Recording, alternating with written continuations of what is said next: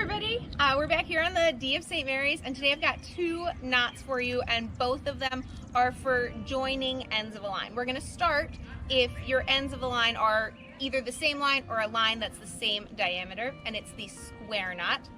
So to tie your square knot, you're going to take your two ends, you're going to cross your right over the left and loop it through. Okay. So the end that was in my right hand is now in my left hand. Right? I'm going to then take the left, cross it over the right, pull it through. And my square knot, you can tell you got it right because it's symmetrical. Both ends are on top, and it crosses over and under in a symmetrical pattern. Now, a square knot is also sometimes known as a reef knot, used for tying a reef into a sail or making the sail smaller if it was windy. And to make that knot easier to untie, let's say the wind went away and we want to open our sail back up again, I'm going to put a bite in one side. So I'm taking a loop of the line and I'm using that like an end so that when I cross the second time, that bite is one of the ends.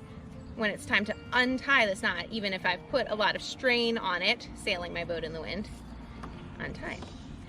This may look like a familiar knot because it's also what you use to tie your shoes. So if I cross my right over my left and then my left over my right, I have that same symmetrical knot we just practiced. If you don't want your shoes tied forever, how would you get your foot out? You're gonna make that bite with both sides, but still cross that left over the right on the second time around. And there you go.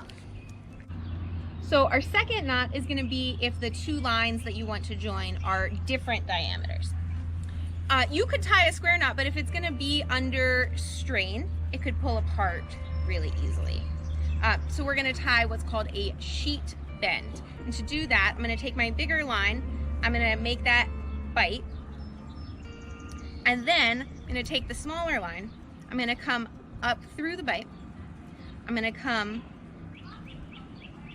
behind and then back under that smaller part.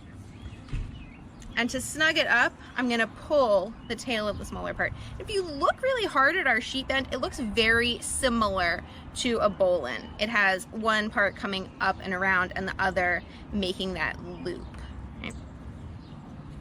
And now, like the bowline, I can put a lot of strain on this knot and still be able to untie it. If it was going to be under a ton of strain or I was worried about it slipping, I could make it a double sheet bend, and what I do is take that tail from the smaller end, bring it through, make it a little bit longer, and follow around a second time, tuck it under again.